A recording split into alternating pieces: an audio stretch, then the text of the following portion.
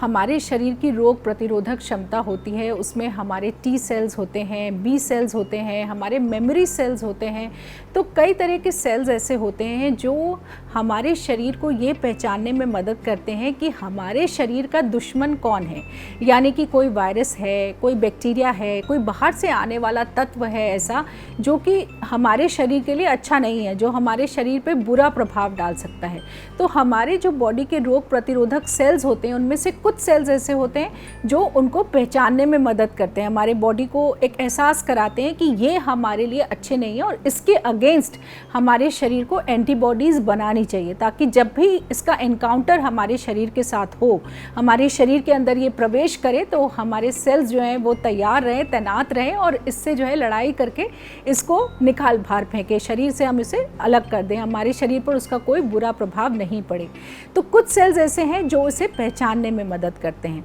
कुछ सेल्स ऐसे हैं जो एंटीबॉडीज़ बनाते हैं, जिनकी वजह से वो एंटीबॉडीज़ बनती हैं। जब वो सेल्स एक्साइट होते हैं, जब उन्हें वो स्टिमुलस मिलता है तो वो सेल्स हमारे शरीर में वो एंटीबॉडीज़ उस वक्त बनाते हैं। कुछ सेल्स होते हैं जो मेमोरी सेल्स होते हैं, यानी कि कभी उस वायरस या बैक्टीरिया ने आपको अटैक करा तो वो पहचान करके उसको अपनी मेमोरी में फीड कर लेते हैं, यानी कि वो अब कभी भी दोबारा आएगा, चाहे वो 10 साल बाद आए, 15 साल बाद आए, 20 साल बाद आए या कुछ महीनों बाद ही अगर आ जाए, तो ऐसी स्थिति में वो उसको तुरंत दोबारा पहचान लेते हैं और तुरंत एंटीबॉडीज़ बनाना शुरू कर देते हैं। इन्हें हम मेमोरी सेल्स बोलते हैं, जो कि उसकी एक छाप अपने पास रखते हैं कि ये हमारे दुश्मन है और इनकी ये लिस्ट है जिसके अगेंस्ट हमें एंटीबॉडीज़ बनानी है। तो इस तरह से अब कुछ एंटीबॉडीज़ ऐसी होती हैं जो इनेट होती हैं, यानी कि जो हम जब पैदाइशी लेकर के आते हैं, जो हमें अपने जेनेटिक कॉन्स्टिट्यूशन से, अपने मदर से, हमें जो अपनी जीन्स की वजह से मिली होती है, वो हमारी इनेट इम्यूनिटी होती है जो हम लेकर आते हैं।